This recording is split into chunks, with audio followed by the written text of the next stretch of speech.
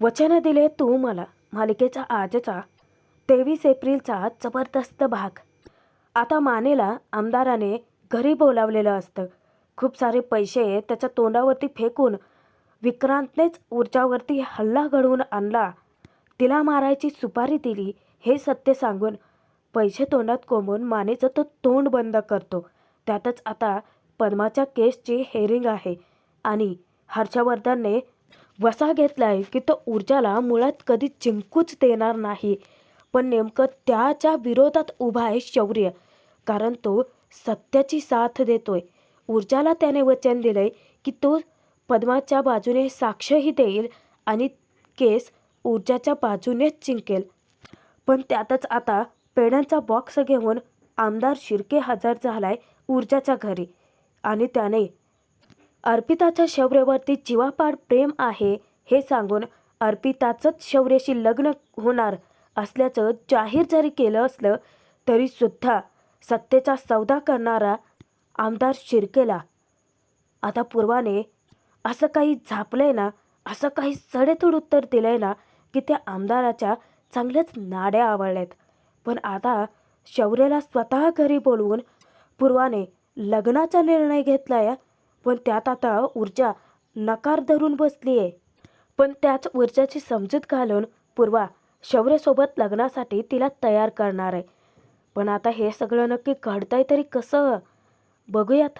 त्यासाठी व्हिडिओ शेवटपर्यंत जरूर बघा प्रेक्षकांनो. आणि प्रेक्षकांनो, तुम्हाला एक नम्र विनंती आहे की प्लीज भाग कसा वाटतो ते कमेंट करून कळवत चला आणि सोबतच आपल्या व्हिडिओला हाय पॉईंट नक्की द्या. पद्मा ऊर्जा दोघी हुळबुटाची भेट घ्यायला निघालेलेच असतात तेव्हा पद्मा वैतागून प्रश्न विचारते, ताई अगं किती दिवस झाले आहेत, नाही म्हणजे हुळबुटेसारखा हुशार ऑफिसर असून सुद्धा तो मारेकरी अजून सापडत कसा काय नाही आहे.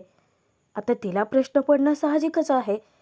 तेव्हा ऊर्जा तिला सांगते की पद्मा अगं इतक्या पटापट जर हल्लेखोर मारेकरी सापडायला लागले तर मग जास्तीचे गुन्हे घडणारच नाहीत ना. पण मला खात्री आहे आता लवकरच तो मारेकरी सापडेलच.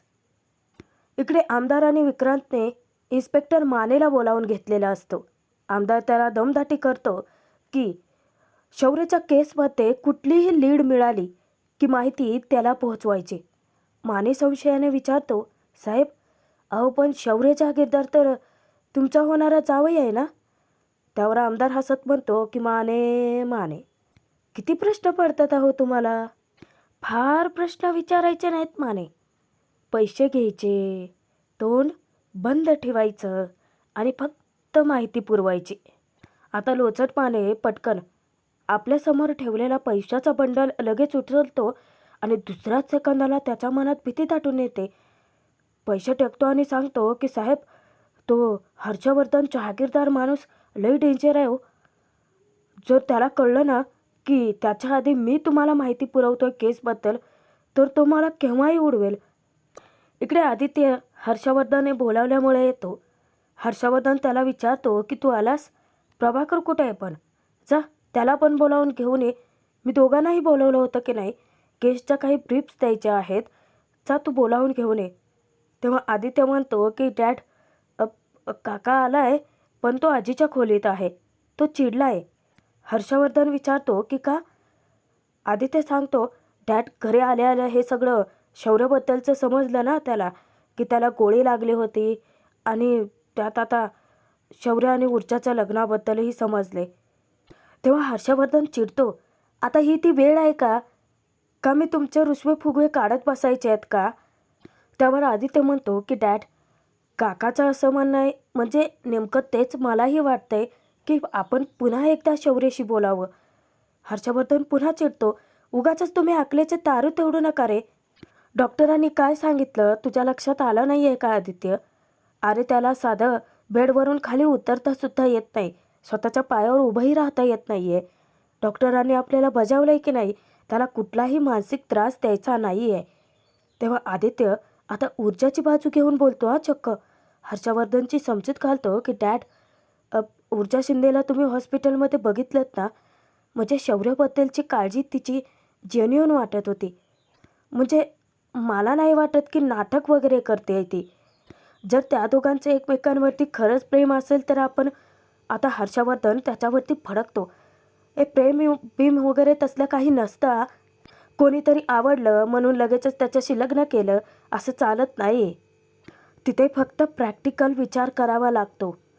तेव्हा आदित्य पुढे काही बोलणार याचा रागाचा पारा आणखीनच चढतो. आदित्य बंद कर बरं तो विषय. त्या प्रभाकरला आधी बोलावून घेऊन ये. बायकांसारखा तिथे रुसून बसलाय. माहिती आहे ना, मी कामं सगळी घरून मॅनेज करतोय. त्यामुळे कोर्टातली ऑफिसची कामं तुला आणि प्रभाकरलाच हँडल करायची आहेत. आदित्यच्या हाती तो फाईल सोपवतो. हे बघ, यामध्ये जेवढे काही फाईल्स आहेत त्यामध्ये नेमकं काय काम करायचं आहे ते तू सगळं प्रज्ञाला विचार आणि प्रभाकरला बोलवून आण. माझ्याऐवजी कोर्टात त्याला जायचं आहे.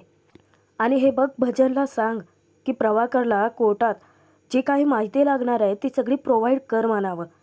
आता जोपर्यंत शौर्य ठीक होत नाही तोपर्यंत मी कोर्टाचं तोंडही बघणार नाही आहे. इकडे ऊर्जाला शौर्याचा फोन येतो. ऊर्जा थोडीशी अस्वस्थ होते खरी, पण ती त्याचा फोन रिसीव करते. तेव्हा शौर्य विचारतो की ऊर्जा, अगं कुठे आहेस तू आणि तुझा फोन का बंद करून ठेवला होतास तू चिडली आहेस का माझ्यावरती? ऊर्जा विचारते की नाही, बोल ना, काय काम होतं? तेव्हा शौर्य म्हणतो की ऊर्जा, अगं मला खूप महत्त्वाचं बोलायचं आहे तुझ्याशी. तेव्हा ऊर्जा म्हणते की शौर्य, मला तर त्याच्यापेक्षा जास्त महत्त्वाचं सांगायचं आहे तुला. अरे मी आत्ताच कोर्टात जाऊन आले. पद्माच्या केसची हेअरिंग 10 दिवसांनी आहे. तेव्हा शौर्यालाही धक्का बसतो. तो विचारतो की काय? पण डोंट वरी ऊर्जा, तू रेडी आहेस? तेव्हा ऊर्जा म्हणते की नाही शौर्य, आपल्याकडे अजूनही महत्त्वाचा ठोस पुरावा आलेलाच नाही आहे. म्हणूनच हुळबुटेने त्यासाठीच बोलवून घेतलं होतं की पद्माच्या केसमध्ये आपल्याकडून काही माहिती सुटत तर नाही आहे ना. मला तुला काहीतरी विचारायचं आहे शौर्य. तू अजूनही कोर्टात पद्माच्या बाजूने साक्ष द्यायला येशील? इकडे माने इतका शॉकमध्ये असतो ना, हर्षवर्धन फार घाबरलेला असतो. आमदार उठतो आणि त्याच्या जवळ जातो. अचानक तो हात उंचावतो आणि मानेला घामच फुटतो. त्याला वाटतं की पडते की काय कानफाटात. पण तो आमदार अचानकच चुटकी वाजवायला लागतो. आता मानेला तो विचारतो की काही ऐकायला आलं? माने म्हणतो की हो हो.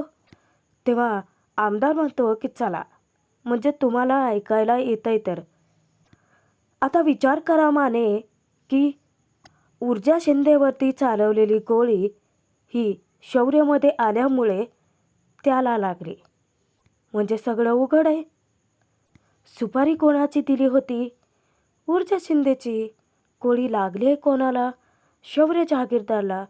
लक्षात येतंय का माने? सुपारी ऊर्जा शिंदेची दिली होती. कोणी दिली होती? विक्रांत शिर्के. आणि आता विक्रांत ताडकन उभा राहतो आणि मानेची चांगलीच घाबरगुंडी उडते. इकडे आदित्य हर्षवर्धनला पत्र दाखवतो की डॅड, मी हे मगाशी इथे ठेवून गेलो होतो, बहुतेक तुम्ही बघितलंच नाही वाटतं. हर्षवर्धन विचारतो की काय आहे? तेव्हा आदित्य सांगतो की पद्माच्या केसची डेट आली. हर्षवर्धनला धक्का बसतो की अरे, 10 दिवसांनी केसची तारीख आहे. आणि तो ताडकन उठून उभा राहतो. स्वतःशी बडबडत ऊर्जाला चक्क चॅलेंज करतो की ॲडव्होकेट ऊर्जा शिंदे, फक्त 10 दिवस आहेत तुझ्या हातात. जितकं आनंदात जगायचं तितकं जगून घे, कारण 10 दिवसांनी तू संपणार आहे. इकडे आमदार खरं तर इन्स्पेक्टर मानेचा नाड्या आवळतो. त्याला म्हणतो की ॲडव्होकेट ऊर्जा शिंदे यांची सुपारी विक्रांत शिर्केने दिली होती हे आम्ही लोक सोडलं तर फक्त तुला माहिती. आणि जर ही गोष्ट कुठे बाहेर गेली तर मग हर्षवर्धन जहागीरदारच्या आधी मी तुला उडवेन. जर विक्रांतच्या संकटात वाढ झालीच तर मग हर्षवर्धन जहागीरदार राहिले बाजूला, आम्हीच तुला मोक्षप्राप्ती देऊ. माने इतका घाबरून गेलेला असतो. आमदार म्हणतो की माने माने, अहो इतकं कशाला घाबरताय? फक्त ही बातमी तुम्ही बाहेर जाऊच देऊ नका, मग तुम्ही पैशात लोळाल. आता हा माने आहेच मुळात लोचट, त्यामुळे तो पैशाचा बंडल उचलायला जाणार. अचानकच हुळबुटेचा त्याला फोन काय जातो आणि त्याला सत्तेची जाणीव होते. हुळबुटेचा फोन पाहतो आणि पुन्हा त्याला घाम फुटतो. आमदार विचारतो, कोण? तेव्हा तो घाबरत सांगतो की हुळबुटे सरांचा फोन आहे. काही वेळानंतर पूर्वा बचत गटाच्या मीटिंगसाठी निघालेलीच असते आणि तिला आडवं कोण जातं माहिती आहे? आमदार शिर्के.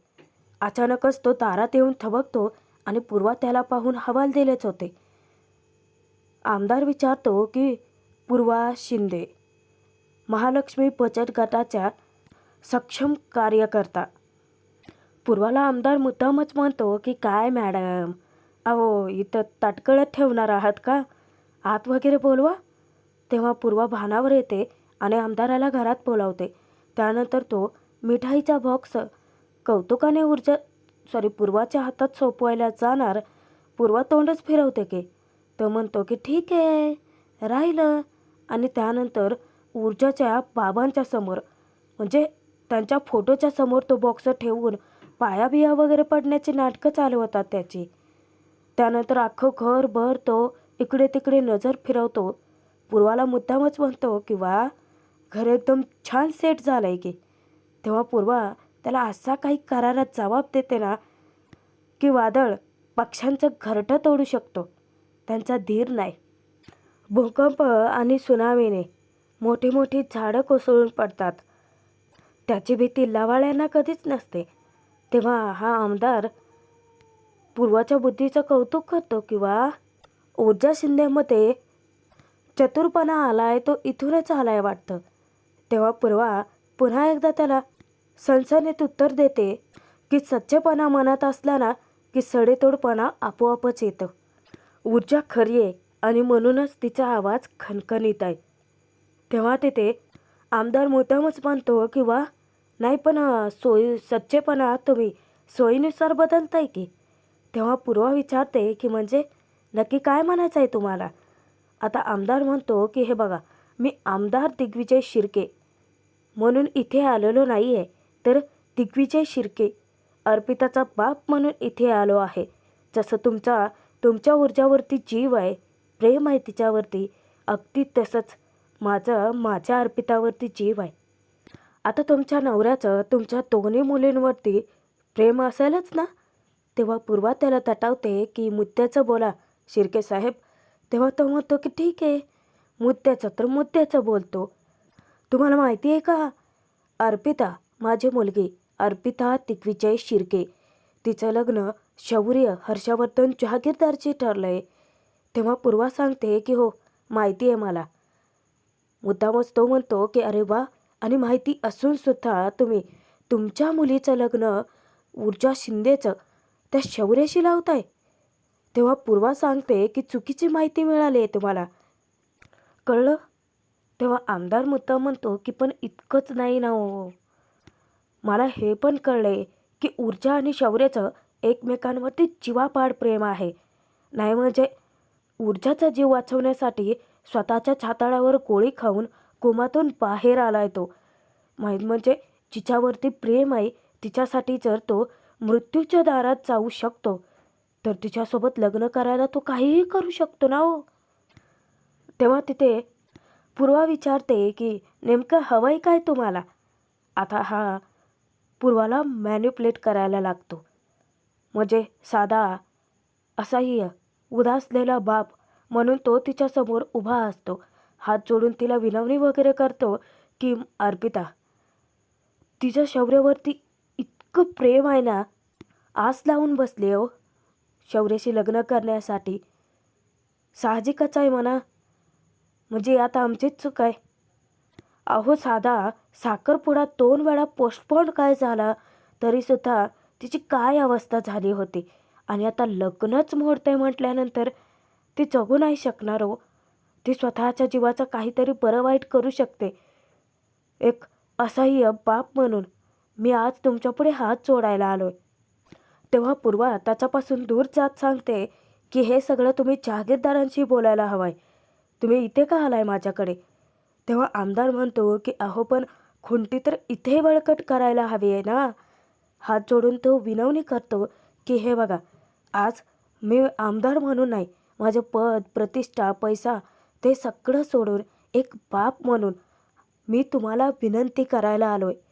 हात जोडतो आणि सांगतो की प्लीज हे बघा, तुमच्या ऊर्जाचं लग्न शौर्याशी लावून देऊ नका. अचानकच पूर्वा त्याच्यावरती फिदे हसत सुटत्या. तेव्हा आमदार विचारतो की हसायला काय झालंय. त्यावर पूर्वा सडेतोड उत्तर देते की एक राजकारणी इतका गोंधळलेला आज पहिल्यांदाच बघितलाय मी. एक बाप म्हणून तुम्ही विनंती करताय खरे, पण सत्याची लालसा तुम्हाला तसं वागूच देत नाहीये. तुमच्या मुलीचा जरा जरी विचार तुमच्या मनात असताना शिर्के साहेब, तिच्यावरती ज्याचं प्रेमच नाही आहे त्याच्याशी तुम्ही कधी लग्नच लावून दिलं नसतं. इथे तुम्ही तुमच्या मुलीच्या सुखासाठी भीक मागायला आला नाही आहेत, तुम्ही सत्याचा सौदा करायला आलात. आता आमदारही भडकतो. सत्तेचा सौदा करतोय म्हणताय मला तुम्ही काय वेगळं करताय हो. तो हर्षवर्धन जहागीरदार कट्टर दुश्मन तुमचा, आणि त्याच्याच मुलाशी तुम्ही तुमच्या मुलीचं लग्न लावायला निघालात. तिथे जाऊन शेवटी तुमच्या मुलीला त्रासच होणार आहे. तेव्हा पूर्वा म्हणते की ते तुम्ही माझ्या मुलीचं भलं बुरं इतरांनी सांगायची गरज नाही आहे मला, आणि जिथे माझ्या मुलीला त्रास होईल तिथे मी मुळात तिला पाठवणारच नाही. आणि राहिली दुसरी गोष्ट, शौर्याशी ऊर्जाचं लग्न कधीच होऊ शकत नाही, कारण तिने स्वतःच निर्णय घेतलाय की ती शौर्याशी लग्न करणारच नाही आहे. आता कुठे या आमदाराचा जीव भांड्यात पडतो. पूर्वा सांगते की झाली खुंटी बळकट. तेव्हा तो आमदार म्हणतो की झाली म्हणजे अहो झालीच की. हे तुम्ही आल्या आल्या मला सांगितलं असतं तर कशाला मी तुमचा इतका मौल्यवान वेळ वाया घालवला असता. आमदार म्हणतो की चला, म्हणजे तुमची ऊर्जा आणि माझी अर्पिता दोघेही आता सुखात राहणार. आणि तो हसतच आता निघालेला असतो निरोप घेऊन, पण पूर्वा त्याला थांबवते. झालं तुमचं बोलून, आता मलाही काही तुम्हाला बोलायचं आहे. 2 वेळा साखरपुडा पुढे केल्यानंतर तिची अवस्था तुम्ही पाहिली आहेत ना. 2 दिवस शौर्य हॉस्पिटलमध्ये असताना ऊर्जाची अवस्था मी पाहिले. तेव्हा आमदार म्हणतो की अहो साहजिक आहे ना, पण माझ्यासाठी आता काय महत्त्वाचं आहे की ती शौर्याशी लग्न करणारच नाही आहे. पण त्याच वेळेला पूर्वा त्याला एक रियालिटी चेक देते की आत्ता करायचं नाही आहे, आणि नंतर तिचा विचार बदलला तर.